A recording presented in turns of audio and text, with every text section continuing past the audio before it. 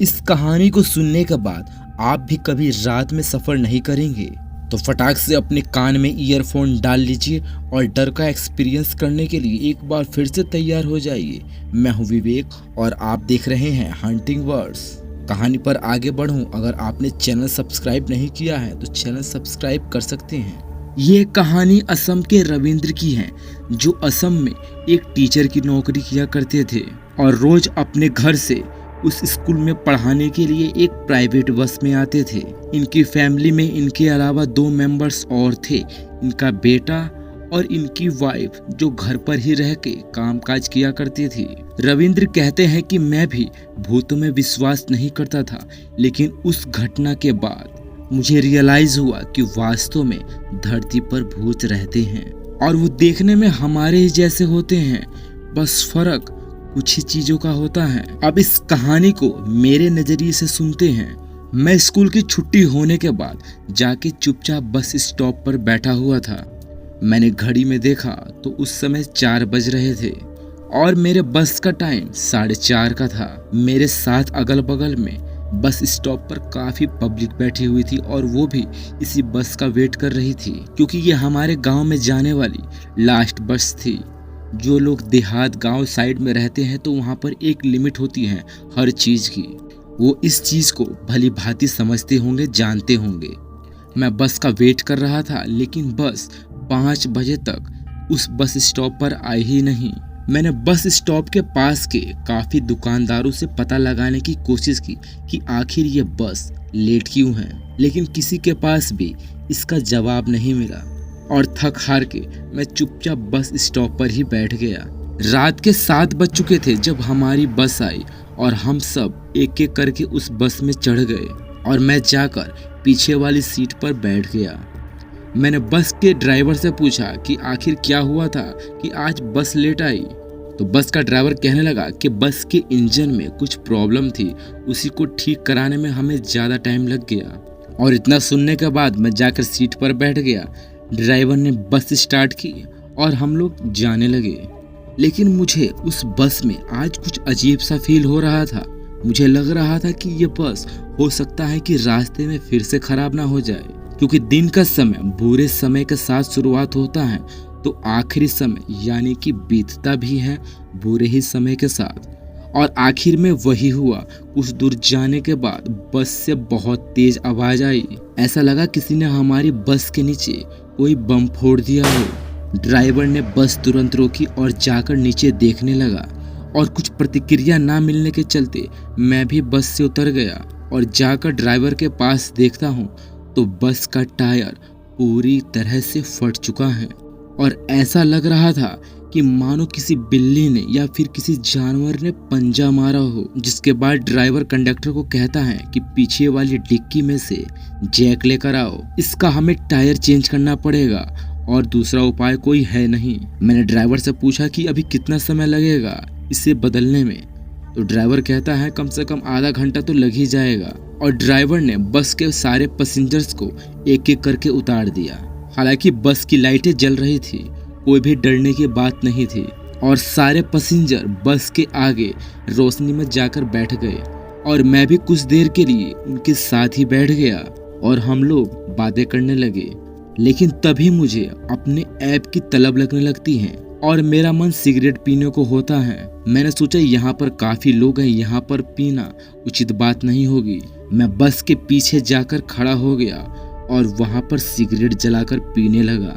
रात काफी हो चुकी थी, तकरीबन 8 बज रहे थे और सिगरेट पीते पीते मैं चारों तरफ देखने लगा। वहाँ तो काफी ज्यादा सुनसनाटा था और वो जंगल का एरिया था, चारों तरफ बस पेड़ ही पेड़ थे। मैं चारों तरफ देखने लगता हूँ तो अचानक से मेरी नजर एक झाड़ी पर पड़ती है। मैं वहाँ देखता हूँ कि बहुत सुंदर एक लड़की खड़ी है और वो मुझे पता नहीं क्यों इशारे कर रही है और उसका इशारा मुझे पास बुलाने का था। वो बार बार मुझे इशारा कर रही थी अपने पास बुलाने के लिए। मैं सोचने लगा कि इतनी रात को ये औरत जंगल में क्या कर रही है और देखने में इतनी सुंदर थी कि कोई भी उसे देख ले तो हिप्नोटाइज हो जाए। मैं धीरे धीरे उसकी ओर बढ़ने लगा। तभी पीछे से ड्राइवर आवाज मारता है कि आकर टायर लगाने में कुछ मेरी मदद कर दो। मैं उस लड़की के पास पहुंचने ही वाला था, तभी मैं ड्राइवर के पास चला जाता हूं और उसका टायर चेंज करने में मदद करने लगता हूं। और फिर मेरा मन उस लड़की के पास जाने को हुआ जो लड़की मुझे बुला रही थी। मैं बस के पीछे गया और जहां लड़की खड़ी थी मैं वहां देखने लगा, लेकिन वो लड़की वहां थी नहीं, वो गायब हो चुकी थी। मैं चारों तरफ देखने लगा और थोड़ी दूर गया भी, लेकिन वो लड़की मुझे कहीं दिखाई नहीं दी।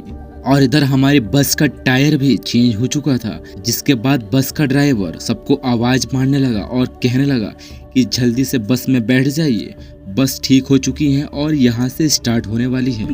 और हम सब अपनी अपनी सीट पर बस में जाकर बैठ गए, लेकिन मुझे कुछ अच्छा महसूस नहीं हो रहा था। ऐसा लग रहा था कि उस लड़की की परछाई मेरे आंखों पर घूम रही है। मुझे उस बस में घुटन सी होने लगी। ऐसा लग रहा था कि मैं दब रहा हूँ, कोई मुझे मार रहा है।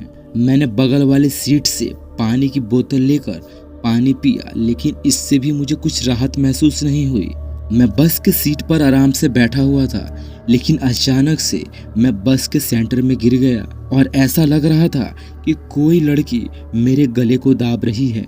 जिसके बाद मैं चिल्लाने लगा कि अभी तक तो मैं ठीक था और अभी अचानक मेरे साथ क्या होने लगा। लोगों ने बस के ड्राइवर को बस रोकने के लिए कहा और मेरे पास आकर देखा तो मेरे मुंह से झाग निकल रहा था। मतलब ये कि बस के लोग अभी मेरे पास नहीं आते तो हो सकता था कि मेरी जान जा सकती थी।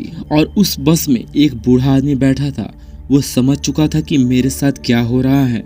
उस बूढ़े आदमी ने बस के ड्राइवर को कहा कि जो भी गांव तुम्हें पहले दिखाई दे उस गांव में जाकर बस रोक देना। इसको किसी तांत्रिक की जरूरत है, क्योंकि इसके शरीर को किसी आत्मा ने अपने वश में कर लिया है। ड्राइवर भी ये चीज़ देखकर घबरा गया और वो सोचने लगा कि मुझे जल्द से जल्द किसी गांव में जाकर इसे एक तांत्रिक के हवाले कर देना चाहिए। उसने बस की स्पीड बढ़ा दी।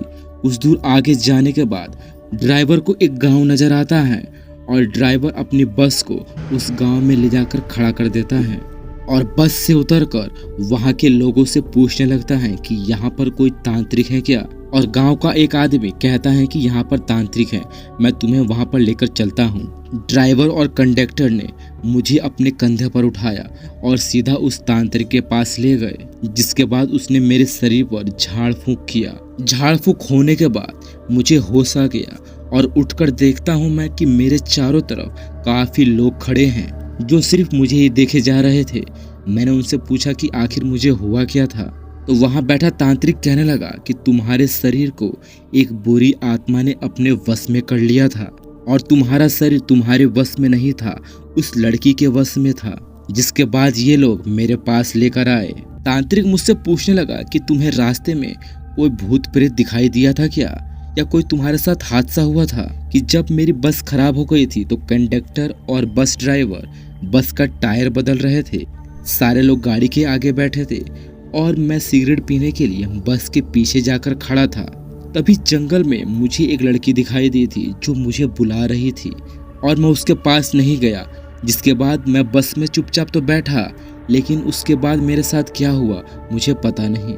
मेरी बातों को सुनने के बाद तांत्रिक कहने लगा कि वो लड़की एक चुड़ैल थी और जो कोई भी उसकी आंखों में देखता है तो वो चुड़ैल अपने वश में कर लेती है या फिर उस आदमी के शरीर पर हावी हो जाती है। और तुम्हारे साथ भी यही हुआ, तुमने उस लड़की की आंखों में देखा, जिसके बाद वो तुम्हारे शरीर पर हावी हो गई। और आइंदा इस बात का ध्यान रखना। तांत्रिक ने मेरे हाथों पर एक ताबीज बांध दिया और हमें जाने के लिए कह दिया। जिसके बाद सब लोग बस में जाकर बैठ गए। बस के ड्राइवर ने बस को स्टार्ट करी और हम लोग अपने अपने गांव चले गए। और इसके बाद दोस्तों, मैं रात का सफर काफी सोच समझ के करता हूँ और मैं डरता हूँ कि फ्यूचर में मेरे साथ कभी भी ऐसी घटना ना घटे। तो दोस्तों, आज की स्टोरी बस यही तक। आशा करता हूँ मेरी स्टोरी आपको पसंद आई होगी। पसंद आई तो वीडियो को लाइक करें, चैनल को सब्सक्राइब करें। मिलता हूँ नेक्स्ट वीडियो में, तब तक के लिए जय हिंद एंड बाय बाय।